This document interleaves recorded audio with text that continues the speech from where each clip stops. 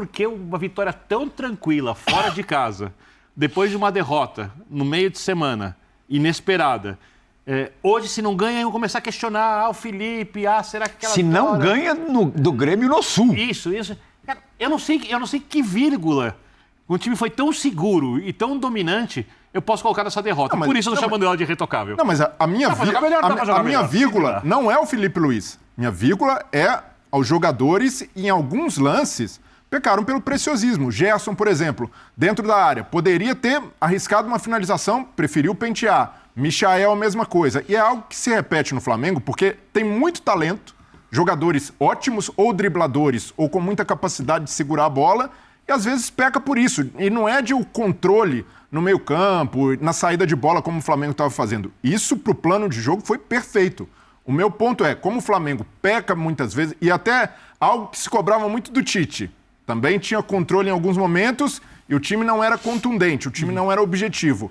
E às vezes, muito pontualmente, esse Flamengo do Felipe Luiz flerta com o time do Tite nesse ponto, de ser preciosista. Mas isso não é a característica do jogador? Dos jogadores. Então, o meu ponto é aos jogadores. Os jogadores do Flamengo podem aproveitar essa superioridade. Eu acho que essa questão do preciosismo fica mais condicionada hoje.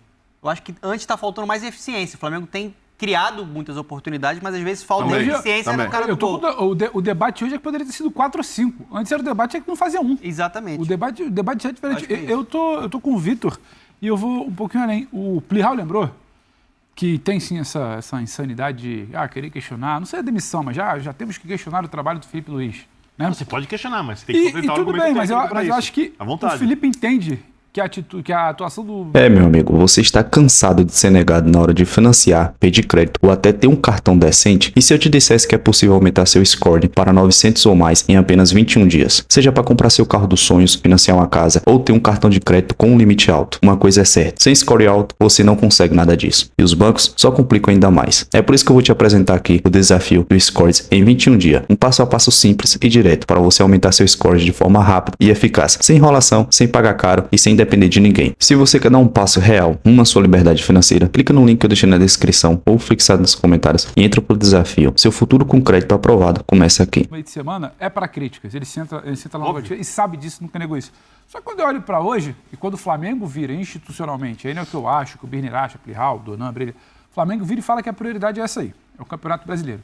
Ele vai para dentro da arena do Grêmio. Ele escolhe quando ele acelera o jogo. Ele escolhe quando ele segura a marcha. Ele escolhe por onde ele vai passear. Alto nível de controle do jogo. O problema do Flamengo, muito da fase de criação, era quando ele não tinha o Gerson em campo, ou lesionado, ou por ser poupado, ou quando ele não tinha o Arrascaeta, ainda voltando de lesão. Você vê hoje o Arrascaeta e o Gerson em campo, a sensação, o recorte que eu fico do jogo, o retrato que eu fico é: se deixar o Arrascaeta em campo com espaço, ele ainda resolve muito. Se deixar o Gerson jogar por dentro, ainda vai resolver muito.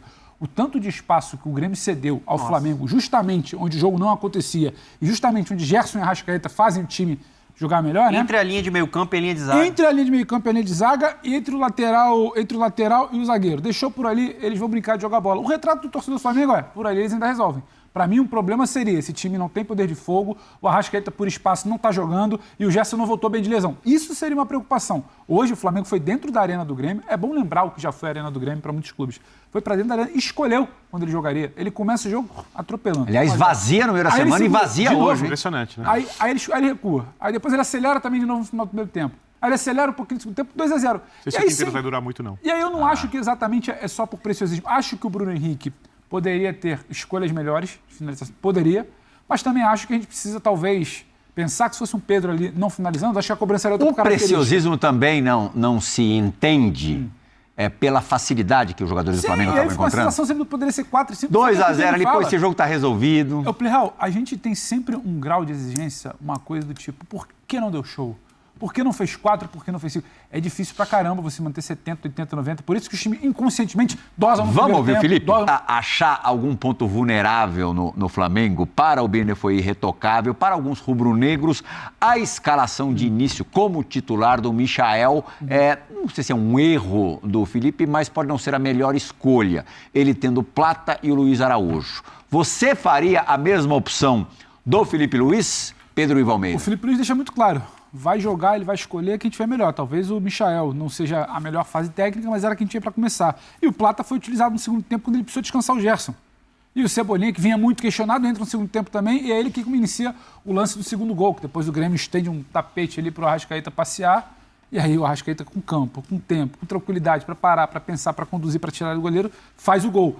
Então é muito delicado. Tinha gente no meio da semana que estava questionando o Cebolinha. Hoje ele acaba fazendo um bom papel nesse segundo gol. O Michael, para mim, não vive o seu auge técnico, está perto do seu auge técnico, já foi muito importante em muitos momentos do Flamengo. Mas o Filipe Luiz, ele fala na primeira resposta dele, se eu não me engano, que ele fala: eu pensei o jogo de um jeito, o Grêmio não veio dessa maneira, o que até facilitou, ele só não falou com essas palavras. Ele achou que o Grêmio ia povoar o meio de campo e tentar um encaixe com os volantes. Travar a circulação de bola e a criação do Flamengo. O Grêmio foi lá em cima. E o Flamengo saiu muito rápido. Primeira linha para segunda linha e depois acelerava. O Arrascaeta com espaço pelo meio, entre linhas ali atrás da linha, e entre o zagueiro e o lateral, e o Gerson também passando.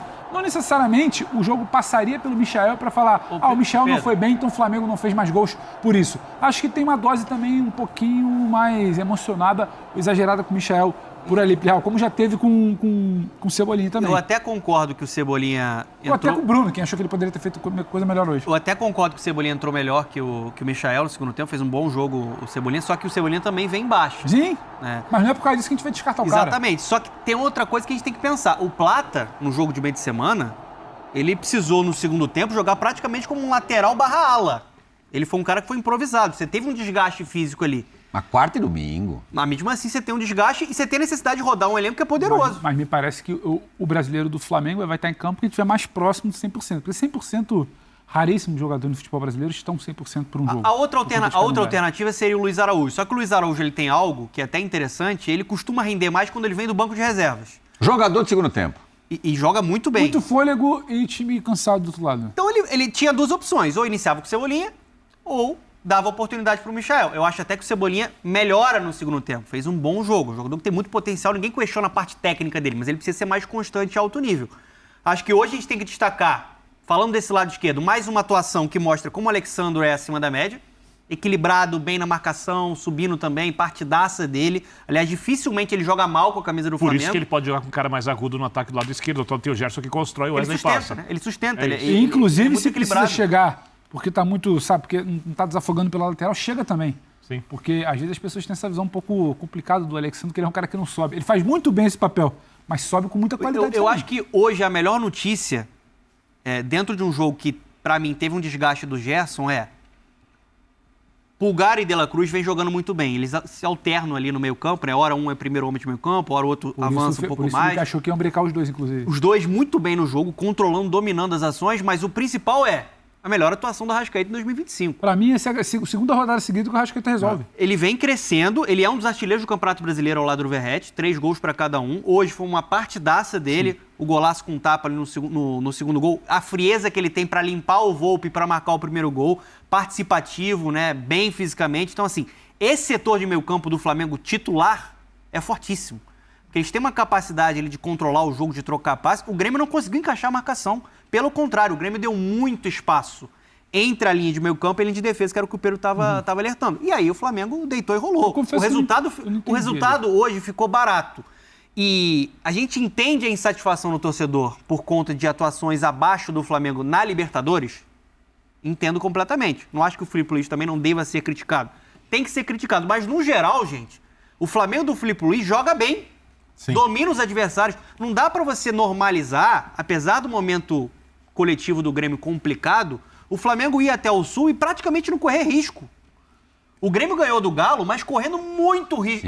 Jogou muito melhor que jogou muito melhor. A primeira metade do primeiro tempo foi a estreia do Grêmio no Campeonato Brasileiro contra o Galo. Ele tomou um amasso inacreditável. O Volpi talvez tenha tido a melhor atuação individual. Um jogador